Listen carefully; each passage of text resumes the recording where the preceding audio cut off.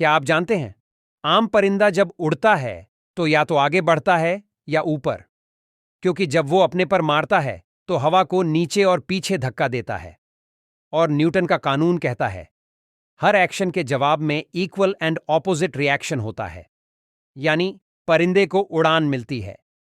लेकिन कैस्ट्रेल, वो तो हवा में थमा रहता है, जैसे किसी ने उसे फ्रीज कर दिया हो, एक ही जगह हवा में लॉक करके। तेज हवा सामने से आती है, केस्ट्रेल उस हवा को ढाल, शील्ड की तरह इस्तेमाल करता है। वो थोड़ा आगे बढ़ता है, लेकिन हवा उसे पीछे धकेल देती है, और नतीजा, मूवमेंट हर जीरो। जैसे कोई इंसान ट्रेडमिल पर चल रहा हो, लेकिन एक ही जगह खड़ा हो। उसकी पूंछ, टेल, बार बार एंगल बदलती है, जैसे कोई पायलट अपने जहाज को परफेक्टली कंट्रोल कर रहा हो। उसके पंख चल रहे होते हैं, लेकिन इस तरह के लिफ्ट मिले, थ्रस्ट न मिले। मतलब ऊपर तो उड़ रहा है, मगर आगे नहीं बढ़ता।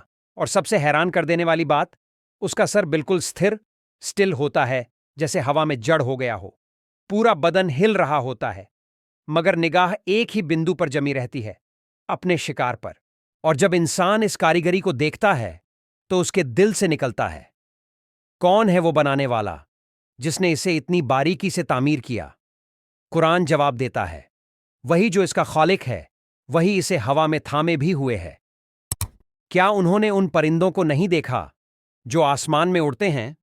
उन्हें सिर्फ अर रहमान ही हवा में संभाले हुए है। सूरह अल मुल्क आयत 19। साइंस मैकेनिज्म समझाता है, लेकिन हर फ्लटर, हर बैलेंस, हर फ्रीज किसकी मर्जी से चलता है? ये कुरान हमें बताता है। फॉलो कीजिए और शेयर कीजिए, ताकि और लोग भी कुरान और साइंस के दरमियान का ये नूर महसूस कर सकें।